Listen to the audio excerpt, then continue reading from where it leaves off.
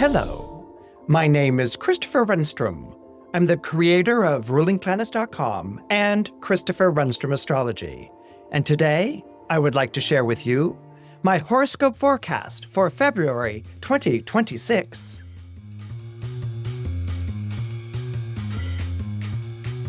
On February 1st, there will be a full moon in the zodiac sign of Leo. Today's full moon in Leo brings out your need for attention.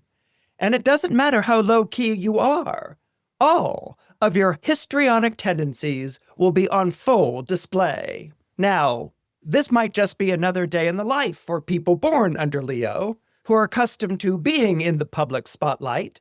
But for those of you born under other zodiac signs, who tend not to make a fuss, it will feel good to have people sit up and take notice.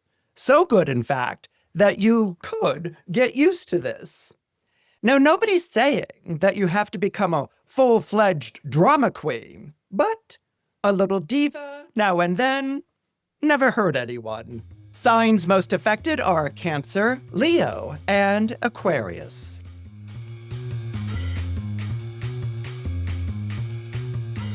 On February 3rd, Uranus comes out of retrograde.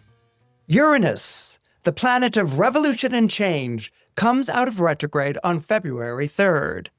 After weeks of backsliding, you will finally feel like you're moving with the current of events, rather than against it. Now, Uranus's job in astrology is to break down the things that just aren't working, like formulaic answers, out-of-date traditions, conventional wisdom that's no longer wise, and to push ahead with fresh perspectives, untried approaches, and innovative thinking. No other planet is this forceful when it comes to overthrowing established modes, and you may find yourself struggling to make heads or tails of situations you once thought were rooted in place. It's important to remember during times like these to bend with the winds of change. You don't want to be knocked down any more than you want to be blown away.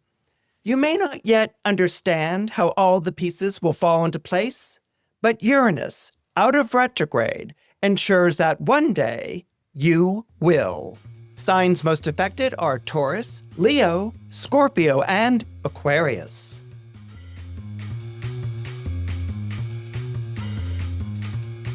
On February 5th, Mercury forms a square to Uranus.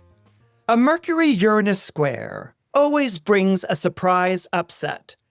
Add to that the fact that the square is taking place right when Mercury is changing zodiac signs, and you'll have a hard time believing that what just happened actually happened.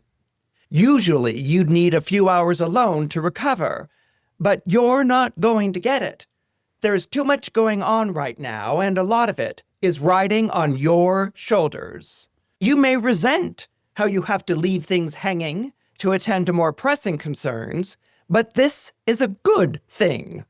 Not only does it keep you engaged, but you'll have a clearer idea of how to proceed when the dust finally settles. Signs most affected are Taurus, Gemini, Virgo, and Aquarius.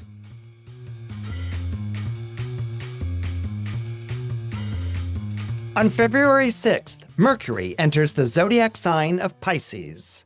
This is a time when your powers of perception will deepen. You will be extremely receptive to the fluctuations in people's mood and manner. Mercury in Pisces won't turn you into a mind reader, but you will notice an increase in psychic abilities and nightly dream activity. Your imagination works a lot easier as the flow of pictures and images goes from being a trickle to a steady stream.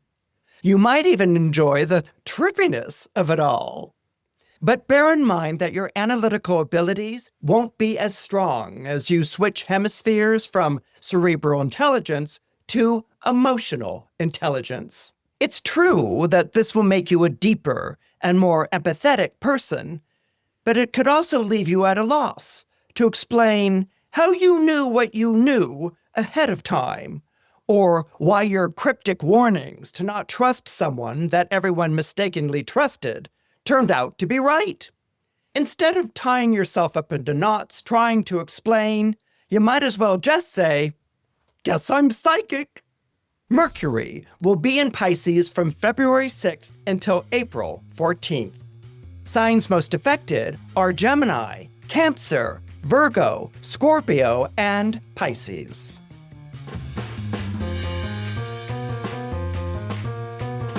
On February 8th, Venus forms a square to Uranus. Get ready to break all the rules you swore you'd never break when Venus in Aquarius forms a square to Uranus in the zodiac sign of Taurus. This is made even more impactful by the fact that Venus and Uranus are in mutual reception. Now, what's a mutual reception? Well, I like to refer to a mutual reception as a game of patty cake that goes on between the two planets involved. What makes a mutual reception is this. Venus is in the zodiac sign of Aquarius, right? Well, Aquarius is ruled by the planet Uranus. And so Venus in Aquarius is forming a square to Uranus in the zodiac sign of Taurus. Taurus happens to be ruled by Venus. So Venus in Aquarius rules Uranus in Taurus, and Uranus in Taurus rules Venus in Aquarius. Usually staid and obedient, it may become abundantly clear that if you continue as is during this square, then you will have only yourself to blame for letting a once-in-a-lifetime opportunity pass you by.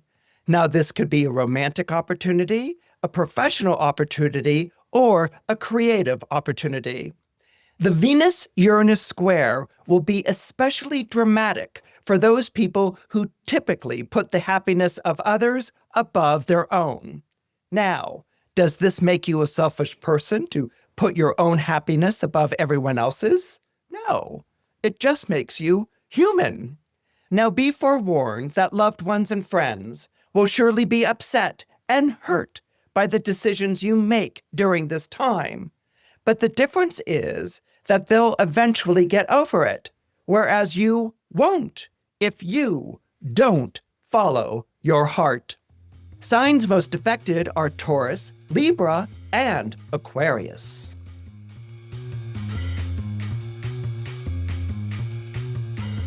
On February 9th, there will be a last quarter moon in the zodiac sign of Scorpio. This last quarter moon in Scorpio shows you settling a long-standing property matter. You could close on a sale, unload a house that was underwater, or resolve a particularly nasty family dispute. But there's a catch. You won't walk away with everything you fought for. Indeed, you could wind up paying out more than you initially planned, or you may have to absorb a bigger loss than you originally anticipated. The important thing is that it's over. Whatever the albatross that's been hanging around your neck these past few months, it looks like you are finally free. And that, in and of itself, is something worth celebrating. Signs most affected are Taurus, Cancer, Leo, Scorpio, and Aquarius.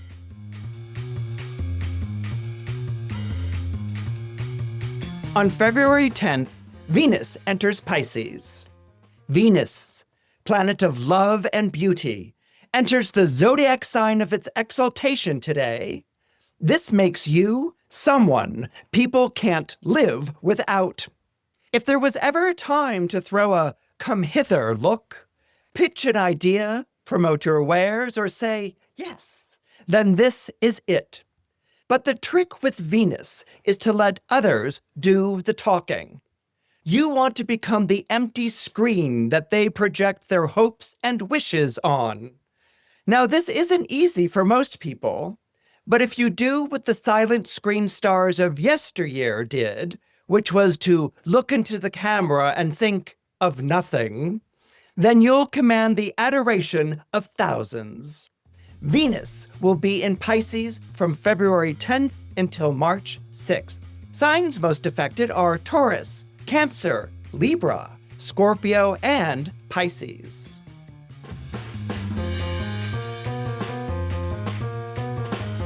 Saturn, planet of trials and tribulations, re-enters Aries on February 13th. News of this will likely send a shiver through most horoscopes, as Saturn is widely regarded as a humorless disciplinarian, intent on curbing your enthusiasm and spoiling all your fun.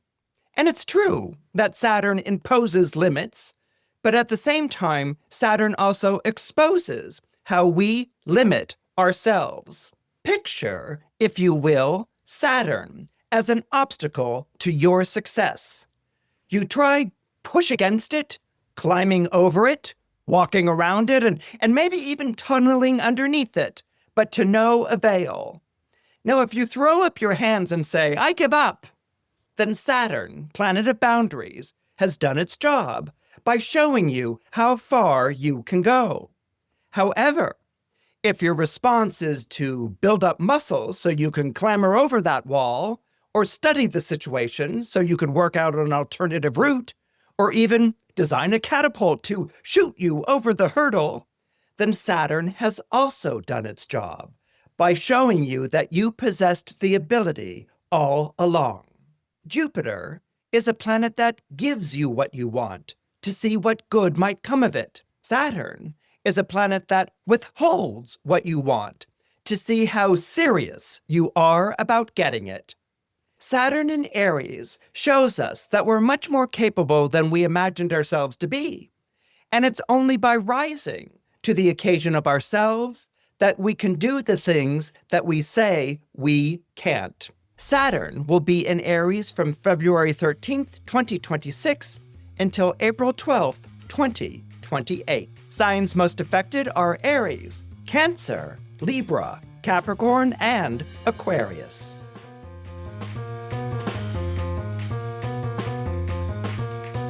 On February 15th, the Sun in Aquarius will form a square to Uranus in Taurus.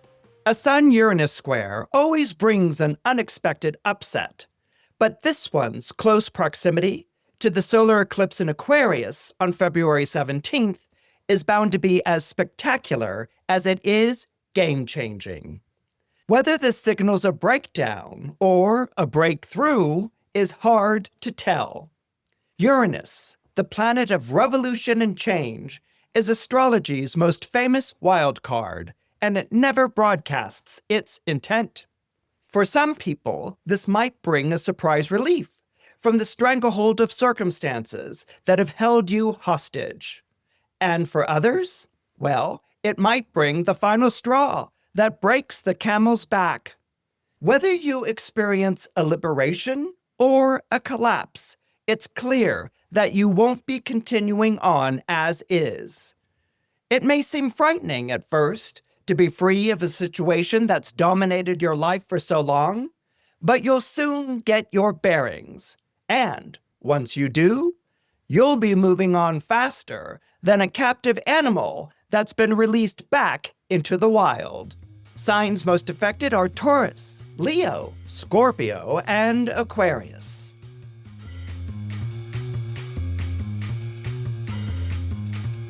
On February 16th, Mercury forms a trine to Jupiter. This is a good time to hit the books. Not only do you have terrific mental focus, but you'll retain most of what you read. The watery trine between Mercury and Jupiter increases your power of recall. It also gives you a sixth sense for what lies beneath the surface or between the lines. This is terrific for genealogical research, journaling, and automatic writing, if that's your inclination. Automatic writing is what mystics did when they wanted to channel a spirit, like with William Butler Yeats's wife. Years later, automatic writing took on a more stream of consciousness quality with the surrealists, who used it to tap into their unconscious when putting together their bizarre and incongruous images. Which is why, if you're engaged in more artistic pursuits during this time, you will feel inspired by the flood of images, associations, and concepts that come pouring into your mind.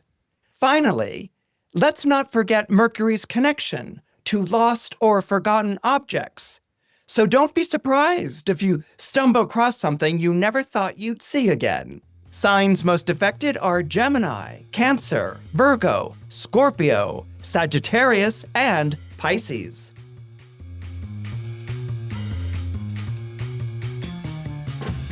On February 17th, there will be a solar eclipse in Aquarius. This solar eclipse continues the Uranian theme of the month, as Uranus both squares and rules the sun in Aquarius. The solar eclipse in the radically revolutionary sign of Aquarius is bound to bring both upsets and surprises that will be as unpredictable as they will be inevitable. You may feel like your world has been turned upside down, and it has, but there really is an intelligent design at work. There always is when Uranus is powerful. You may not have the eyes to see it now, but given enough time, you will. More importantly, you will come to realize that you would never have gotten to the place where you needed to be if things had remained the same. Now, before I get into which signs will be affected the most, I want to remind Salon members that we'll be doing a live eclipse chart reading on February 21st at 1:30 p.m. Mountain Time, which is 12:30 p.m. Pacific Time, and 3:30 p.m. Eastern. This will be a live session where members can ask questions and see how this eclipse interacts directly with their own charts. That said, signs most affected are Taurus, Cancer, Leo, Scorpio, and Aquarius.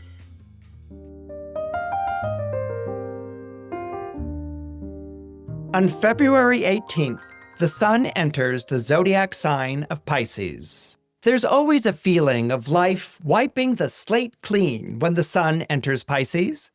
That's because Pisces is the last sign of the zodiac.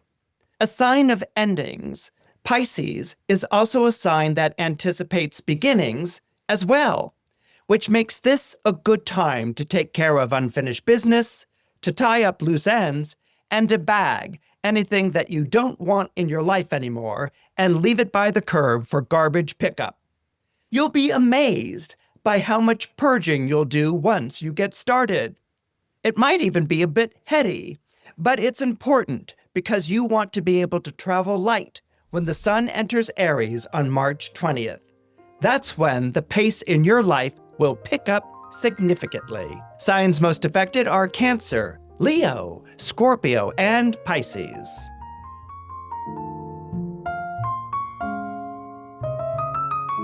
On February 20th, Saturn will conjoin Neptune in the zodiac sign of Aries. Now, as I'm talking about Saturn conjunct Neptune in Aries, I'd love to hear your questions in the comment section. I'll be answering some of these in my Saturn-Neptune conjunction for all 12 signs video episode that I'll be posting on February 9th. This video will be free for all Christopher Renstrom astrology viewers. Again, I would really love to hear your questions about Saturn conjunct Neptune in Aries and how it pertains to your chart. Now, let me go ahead and try to explain this very particular and this very unique conjunction. When we're talking about a planetary conjunction, we're talking about two planets being in the same place at the same time in the sky. Okay, you can sort of see it as a three-legged race. That's actually one of my favorite examples for a conjunction. The two planets are in the same place at the same time in the sky, and their energies are joined with one another. But they don't lose themselves in one another. They don't become one entity. They're joined to one another, just like, as I said, a three-legged race. And there are going to be a difference in the different types of conjunctions that can take place. Like, for instance, let's say you have a Mercury-Mars conjunction. You can take the idea of speed with Mercury and action with Mars, and you can get a very sped-up type of conjunction or feeling between the two planets, Saturn and Pluto, and you put them together. Well, that would be a very slow and very drawn-out conjunction taking place between the two planetary energies. When you put Saturn and Neptune together, That's a very interesting and fascinating combination. So let's begin with describing one planet and then describing the other. Saturn is the planet of test, trials, and tribulations, as I said. It's also the planet of reality check, or bringing things back down to reality. It's a planet that's often associated with the withdrawal of energy, but in this case, it's a planet that's very strongly connected to the idea of doubt and of questioning. Now, different planets question in different sorts of ways. Like, for instance, Mercury questions because it's curious. Mars might question because it defies. Saturn questions because it doubts. It doesn't believe in something. It doesn't want to be fooled. It doesn't want to be tricked. It feels like there's, there may be a golden idol that's standing in front of it, but that golden idol is perched on feet of clay, and Saturn is going to prove it. So Saturn has a sort of debunking or a demystifying quality. When you put it next to Neptune, what's fascinating here is that Neptune is about the mystic or mystical energies. Neptune is said to be a visionary planet because with Neptune very powerful in your chart, you have an ability to visualize what you want your life to be or to visualize the world that you want to live in. And you can either be a sort of daydreamer and get lost in these fancies, or you can actively use this vision to shape the events in your life moving forward. One of my favorite examples of this, for instance, is Martin Luther King Jr. In his speech, I Have a Dream. Okay, when Martin Luther King Jr. talked about his dream in that speech on the steps of the Lincoln Memorial in Washington, he wasn't talking about a dream that he had had the night before. He was talking about his vision, his dream of an equal people, of a United States of America where all men and women were free and were equal. This was his vision, and this vision went on to inspire generations of followers and people who have been deeply moved and impacted by him. So Neptune can, on one hand, have a sort of fanciful quality, but then on the other hand, it can have a very strong inspiring quality. It inspires you to see more of yourself or to want to shape the world or participate in a vision that you have of things being better or maybe more blessed or more sacred.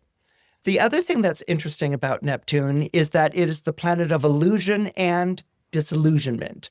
Okay, the easiest way to sort of understand that idea is that when we become infatuated with something, when we fall in love, for instance, we're infatuated with a person and we only see the wonderful things about this person, oh, they understand me. Oh, they're so beautiful. Oh, they're the love of my life. They're my soulmate.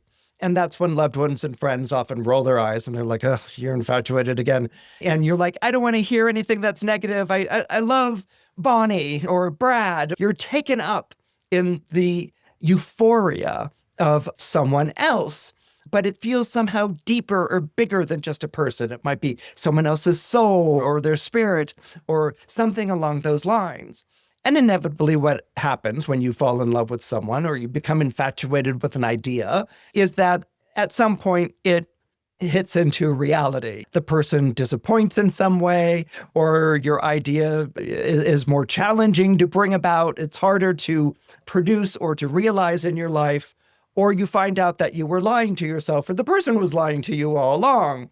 So that can bring a disillusionment. You can have this fantasy or this vision, and then you can have disillusionment that might be connected to the hard work that needs to be done, or people just poking holes in your dreams, or just circumstances overwhelming whatever your dream was and maybe even grinding it into the sands of reality. I mean, if you really want to get down into that. But Neptune has illusion and disillusion. Illusion is something that inspires us. Disillusionment is when we're disappointed, we're embittered, we say we're never going to believe that again, but then Neptune comes along and we go ahead and we believe in it again. I mean, that's Neptune. It's like the surf on the shore of a beach. The surf crashes and spreads out in all directions on the shore, and then it gathers back into itself, forms another wave, and crashes back onto the shore again. That's how illusion and disillusionment can work with Neptune.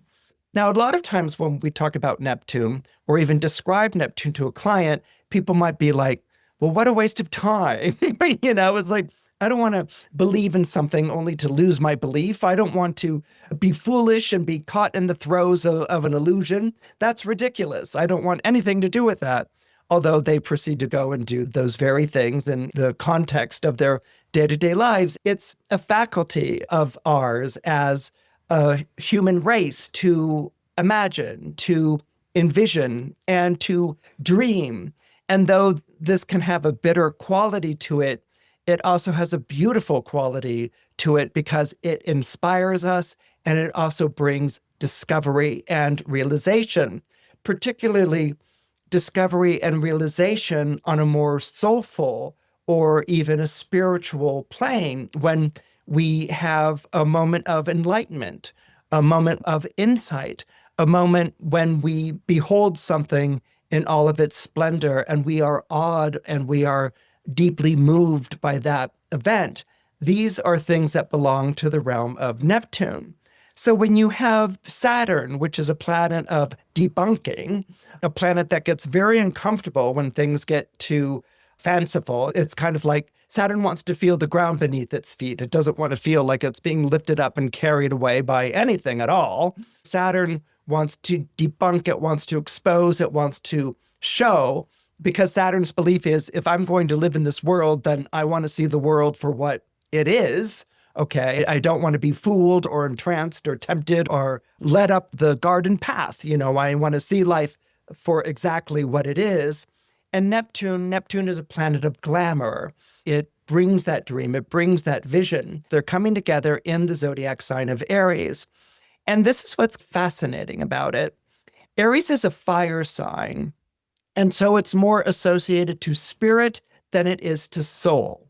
And in astrology, spirit and soul are two different domains. Spirit, like the word spirited, is very excitable and it's very enthusiastic and it's very future oriented. When it wants to get out and do and to explore, it's like a fire. It wants to burn bright in the moment and it lifts its gaze upwards to the heavens. Because when the ancients were describing the element of fire, they weren't describing a fire like in a campfire. They were describing the fire of the stars in the sky above. So this conjunction of Saturn and Neptune, what goes on here is that it's very spirited or very spiritual. But another word that I really want to use is individual, and maybe even the idea of your individual or your own human potential. No element places such a strong emphasis on becoming who you are, on being an individual, on being unique, that each one of us is unique. We're our own person. No element places such a strong emphasis on individuality than a fire sign does. And that is something that is espoused and shared by the signs of Aries, Leo, and Sagittarius, which are the fire signs. They believe in me. They believe in being the best that I can be, the most authentic me that I can be, that I am a light that shines in this world, just like you're a light that shines in this world and someone else is a light that shines in this world. And fire signs are all about that to a wonderfully excitable and flamboyant degree. So with this Neptune in Aries, Aries is a zodiac sign that's very much about realizing its capabilities. Aries is about honing itself, making itself the best that it can be, about relying on itself. Aries isn't going to rely on someone else. Aries is a fantastic study in a zodiac sign that will follow a very strong leader, but if that leader isn't capable, it will go about trying to overthrow that leader. It will follow and it will serve a soldierly function as long as it knows that it's on the side of what's right and what's just, and that the person leading is capable of it. But if they feel like the person leading isn't capable of it, they will overthrow that person because that person is unheroic. That person is unnoble. That person has no business being in charge of other people's lives and fortunes.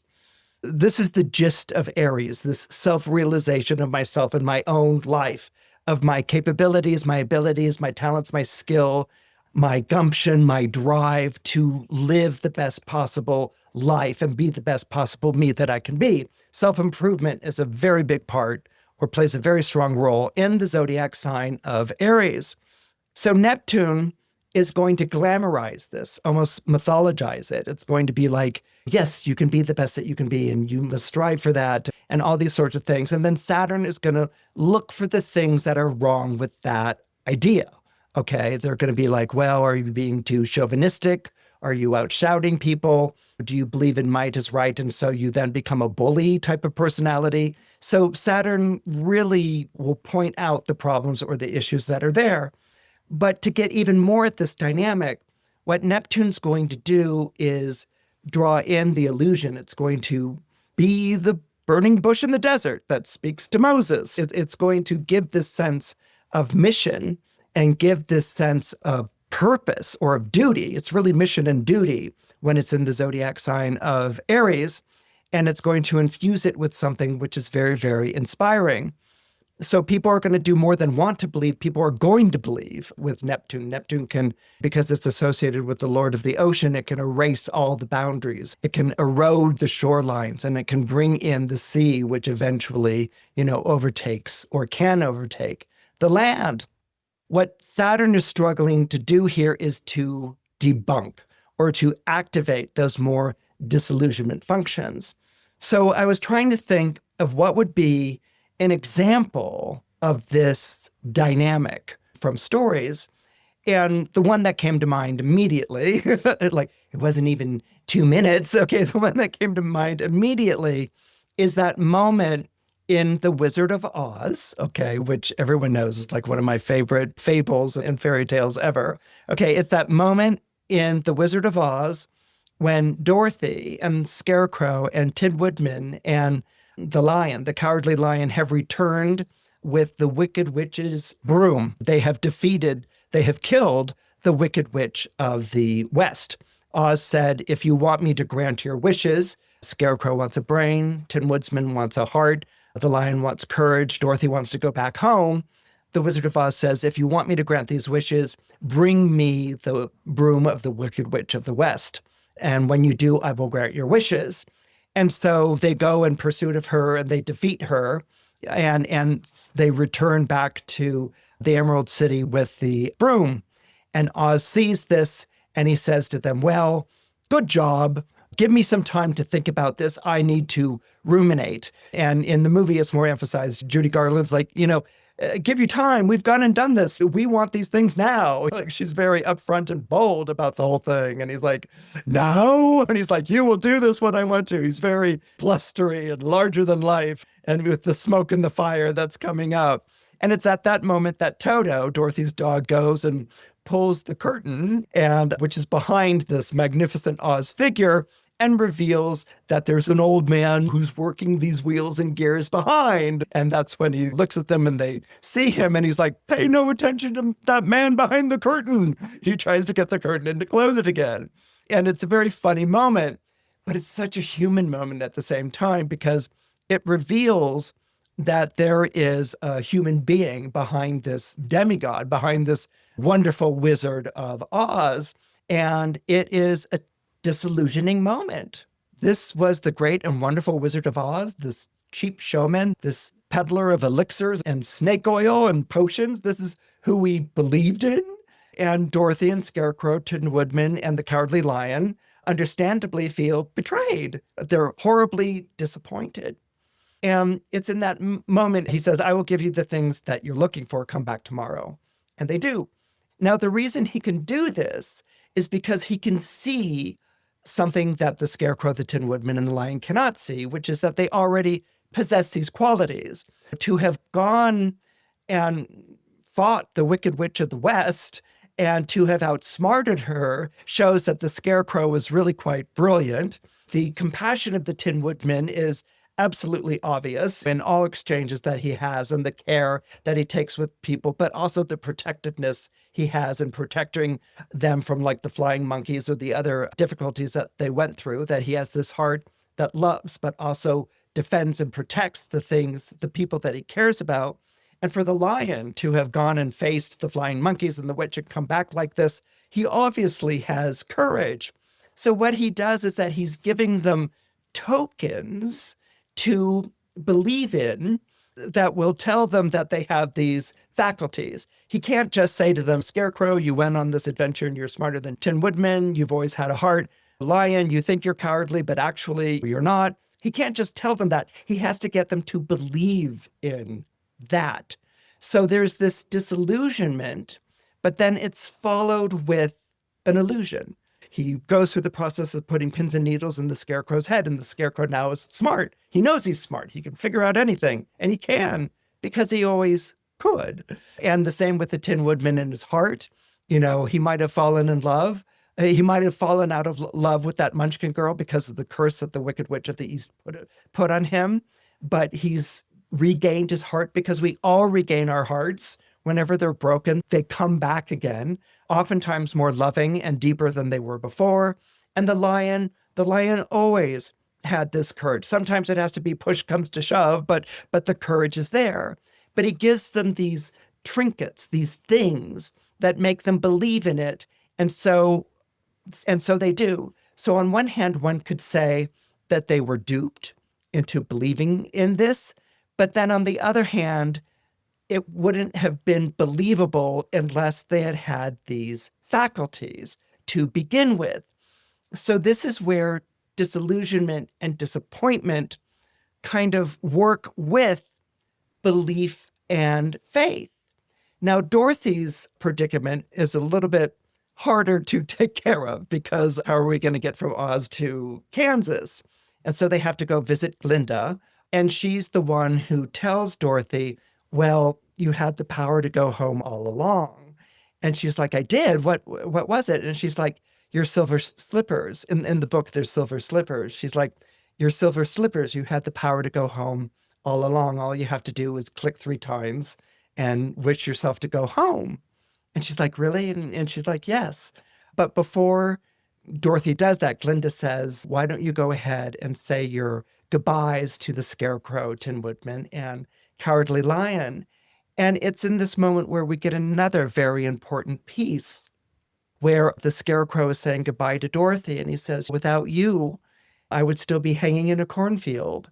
And I would never have gone on this adventure to get my brains. I would never have thought that I was smart enough to do this. So you've made such a difference in my life.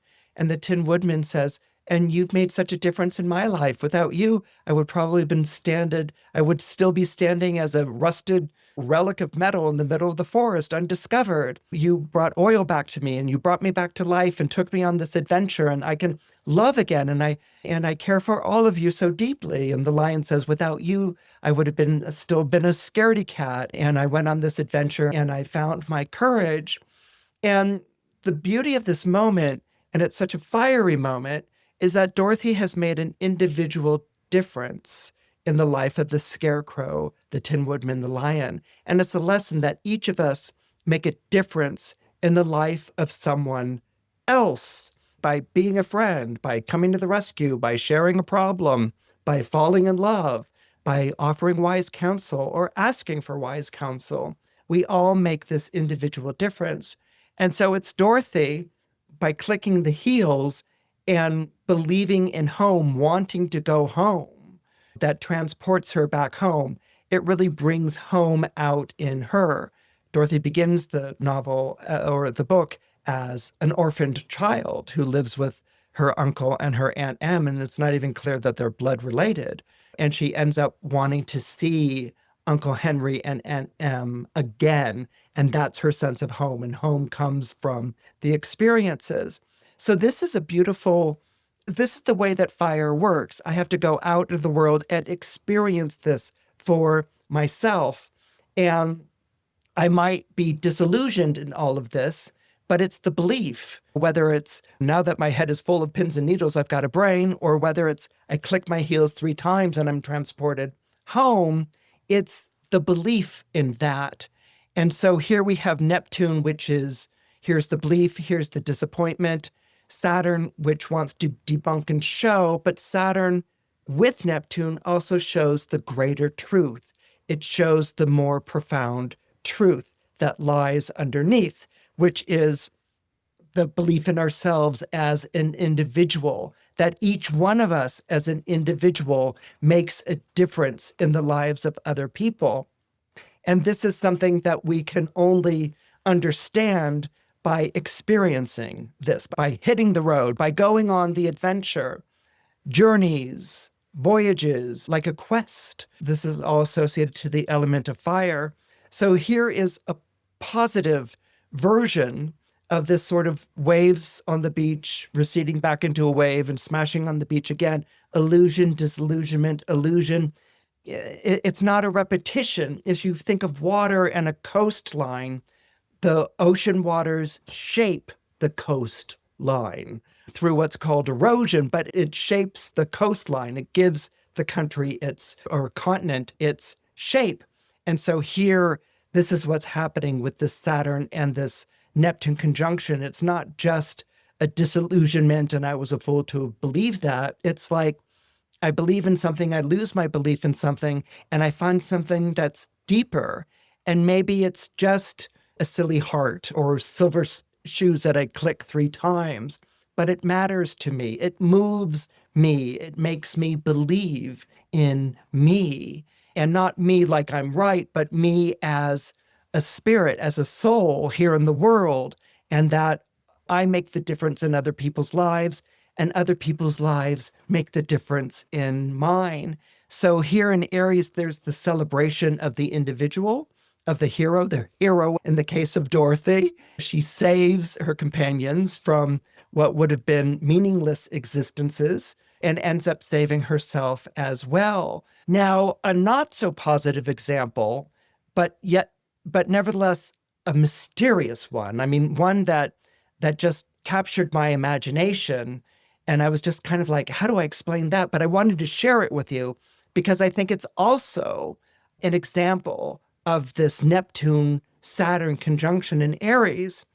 And this comes from the story of the Millerites. The Millerites were followers of William Miller, and he was a student of the Bible and a preacher who declared that the Advent, or the second coming of Christ, was going to take place in the spring of 1843.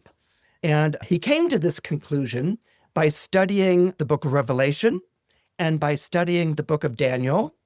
And he had calculated the spring of 1843, or it might be the spring of 1844, he wasn't sure, by taking the 1,260 days mentioned in the book of Daniel, along with the 1,290 days that are mentioned in the book of Revelation, that one would suffer or be involved in a spiritual war before the advent before being lifted up to heaven. He had calculated that date by saying that the 1,260 days or the 1,290 days mentioned in each of these books were actually years and not days, that there was a misunderstanding, a miscalculation. And so he was convinced that in the spring of 1843, Christ was coming again, and he was going to lift his faithful up into heaven. This is really fascinating because 1843 is 3 years before Neptune is discovered. Neptune can be delusions or things that move people, but also fascinate people. They're visions. And Neptune has a very strong affinity with images. And what was so big about this vision of his is that he didn't just have this vision somewhere in a field. He gathered together a congregation. People were following him, and newspapers and pamphlets were printed announcing the second coming of Christ, and be here on this day, and you're going to be lifted up to heaven. And this is a wonderful and wondrous and a miraculous thing. You don't want to miss it. And so this was an instance of really images and pamphlets and advertising getting out and really spreading the word in a very modern way for 1843. And so when the world didn't end in 1843, the spring of 1843 came and went, the Millerites looked to William Miller, and William Miller said, you know what? We were off by a year. And they're like, okay, we were off by a year.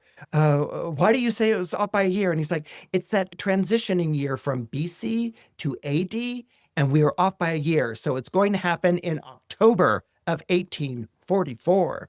And everyone's like, October 1844. Okay, I'm going to be there. I'm not going to miss this one. And so they pushed it back to October 22nd, 1844. And there were reports of Millerites. This is anyone who follows Miller, you're a Millerite. There were reports of Millerites selling their things or giving away their worldly possessions and even donning white robes, okay, in expectation of ascending to heaven. They gathered around in white robes with the expectation that they were going to ascend to heaven. And when the world didn't end, then they became the laughing stock of everyone. They're like, yeah, right, you're in your white robe, and where are you going? Okay. And so this was seen as the great disappointment. And it was very bitter.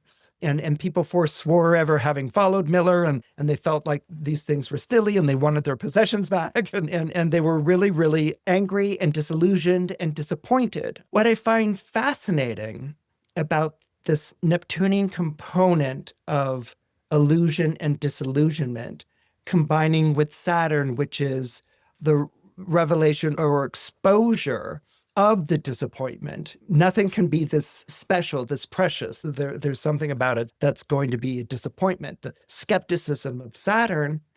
But it's interesting how defeat, which is very much a Saturnian word, this motif of defeat and disillusionment, of dark despair, plays a prominent role in the spread of religious beliefs.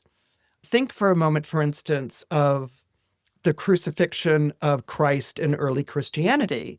That is the defeat of someone who is betrayed by his own people. And that's the end of it as far as the people who were there were concerned. But yet what goes on is this story of a resurrection, a story of word getting out through the apostles of this Christianity, which was basically a marginalized belief system competing in a pagan world and a world of different conflicting beliefs and religions. There's Judaism as well. And it goes from basically what was called a slave religion to becoming a worldwide movement based on defeat, based on disappointment. Would that have come across had things been fulfilled in a good way? We don't really know, but we know that because things weren't fulfilled or didn't turn out as originally expected, that it actually hits something that's deeper and it goes further and it has a more transformative effect. The other example that comes to mind is the charismatic Shabbatai Zevi, who declared himself the Messiah in Judaism. He had gathered quite a following behind him until, on threat of his life from the Sultan of the Ottoman Empire, Zevi converts to Islam and forswears his Judaic background. This is another defeat. This is another miserable disappointment, but it too goes on to spark a different expression of Judaism and a different vein of belief. And so what's fascinating here is this illusion-disillusionment principle here. Now, some might say, well, Christopher, what this is about a bunch of foolish people who refuse to accept the truth. They refuse to accept the truth that making up a date for the end of the world and the second coming of Christ is not going to happen. And so they have to push back the date or come up with something else. They just won't accept it. Now, one could say that, and on the surface, that's what it looks like. But at the same time, there's something about the disappointment. There's something about the disillusionment, okay, that leads to a deepening of revelation and faith. There's something about the disappointment. There's something about the disillusionment that plays a profound role in a person's spiritual quest. Maybe it's faith, belief, hope, or maybe it's something deeper. Maybe it's something that in the process of that disappointment, there's a deepening that takes place of a discovery deeper inside yourself of a greater truth that can't be easily explained. This is something that I offer to you as food for thought, as something to keep in mind during this period of time that Saturn is conjoining Neptune. This belief, disbelief, this illusion, disillusionment, instead of countering one another, that it may indeed be a more deepening experience or lead to a more profound experience of self, belief, faith, and whatever you refer to as the divine in your life. The signs most affected by this Saturn-Neptune conjunction are Aries, Cancer, Libra, Capricorn, Aquarius, and Pisces.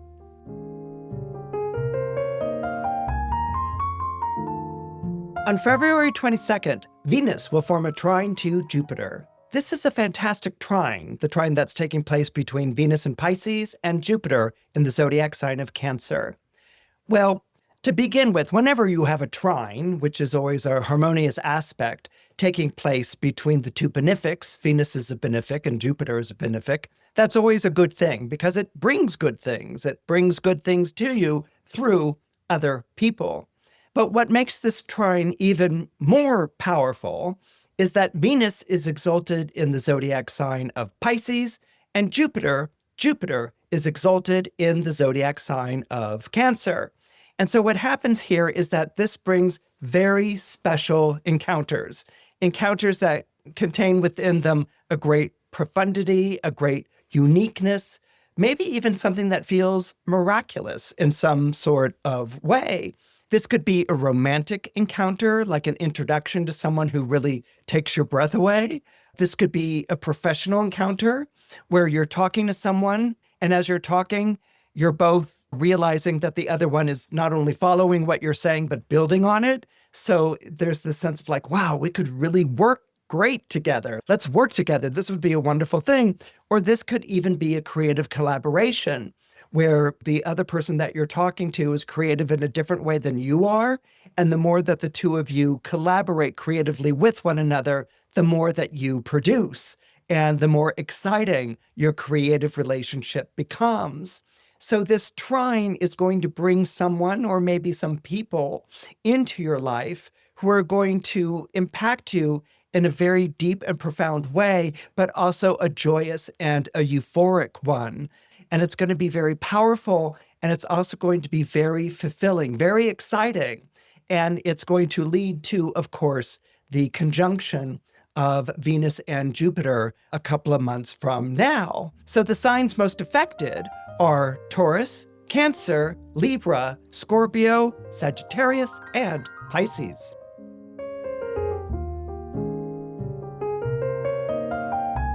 On February 24th, there will be a first quarter moon in the zodiac sign of Gemini.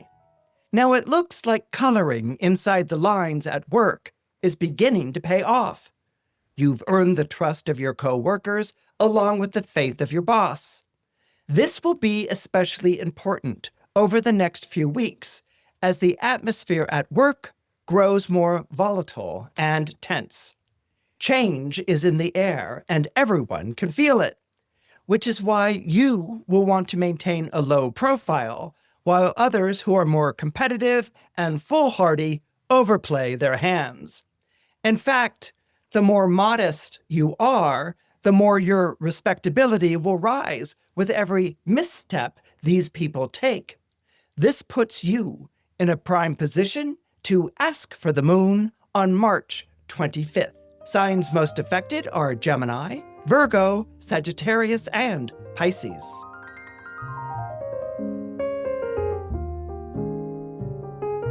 On February 26th, Mercury turns retrograde in the zodiac sign of Pisces.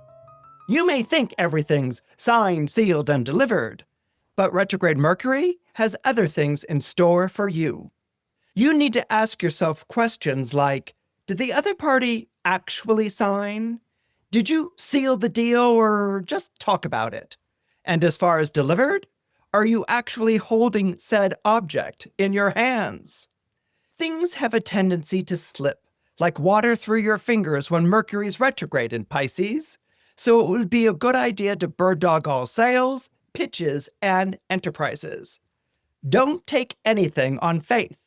Don't take people at their word, and don't hope for the best, or you will be greatly disappointed.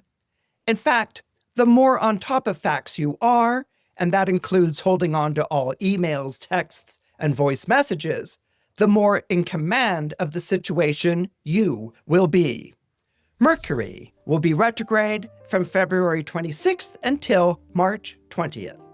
Signs most affected are Gemini, Cancer, Virgo, Scorpio, Sagittarius, and Pisces.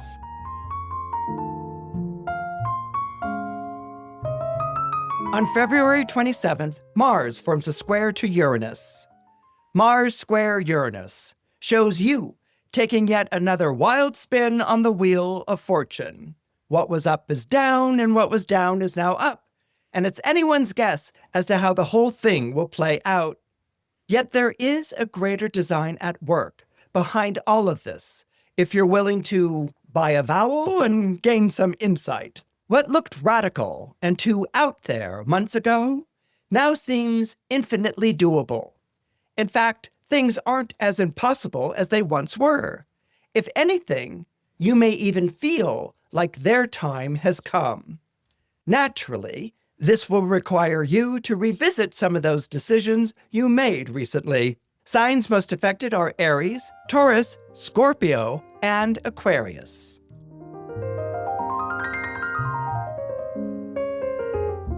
On February 28th, retrograde Mercury will conjoin Venus in the sky. Second thoughts about an association are nothing new when retrograde Mercury passes back over Venus. Now, this could be a case of cold feet, but even if it is, you don't want to push it. If anything, this period of time when retrograde Mercury is passing back over Venus is a good time to maybe take a time out with a relationship, an association, or a friendship. There's something about the vibe between the two of you that isn't really connecting. It's not really coming together. Now, what you don't want to do is force something on someone else or have someone else force something on you, like an agreement or a commitment or anything along those lines. Actually, what this kind of really reminds me of, okay, I don't know whether you guys have been watching this, but what this actually really reminds me of is that moment in Heated Rivalry. That's the show about the two hockey players who are rivals in public, but lovers in private. Shane, who's kind of like the more non-expressive of the two hockey players, he's dating an actress and her name is Rose. And because Shane is like this champion hockey player and Rose is like this very well-known actress, they're making all the tabloids and they're dating and everyone's talking about what a great power couple they are and all these sorts of things. Rose really enjoys Shane a lot. She's a big hockey fan and she's been following his career. And Shane has been a fan of Rose's for a very, very long time. He thinks she's a great actress. And so they really get along. They really, really click. But they've been putting off going past just kissing. And Rose is a little bit bewildered. She's kind of like, at this point, the guy would like come after me or whatever. So finally, they make love to one another once or twice. And both times it's like a disaster. It's not clicking. It's not coming together. And some time goes by. Shane is off playing hockey and she's on a movie set. They get together. And there's this wonderful scene where they're at like a bar or a restaurant, they're talking, and she's fishing around the question of, do you like guys or girls? She begins, I think, by asking, are there many gay hockey players? And he's kind of like, well, yeah, I guess. And she starts zeroing in on like, are you gay? And what's sweet here is that she's doing it in a very comfortable, friendly way. She really enjoys Shane. She doesn't want to humiliate him. She doesn't feel betrayed or bad or anything along those lines, but she's looking for where their connection is. I mean, it's starting as a problem. Obviously, they're not a match, but she's also very protective and nurturing of their connection. And she's very protective and nurturing of his trust because she's realizing that he hasn't really come out to anyone. And so she gets him to admit that, yeah, he likes guys more than girls, And then she's like, well, does anyone know this? And he's like, no. And being a celebrity herself, she realizes how important that is, but also she realizes how lonely it must be for him. And she's legitimately moved and concerned. And he's like, well, how did you know? And she's like, I'm an actress. I was in theater. I mean, like, all of my boyfriends were gay or turned out to be gay or something along those lines. And he's like, really? And she's like, yeah.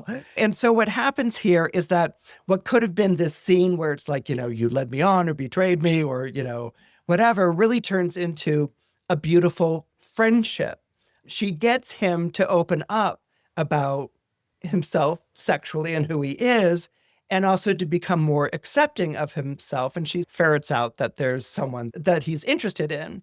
So not only does this conversation allow Shane to express what he really feels for Ilya, which is the guy that he's in love with. He doesn't tell Rose about this, but this conversation makes him realize that what's going on is there's an emotional love element to it. It's not just sex, but that Shane and Rose also wind up becoming really the best of friends. Throughout the rest of the episodes, they call one another all the time and they visit one another.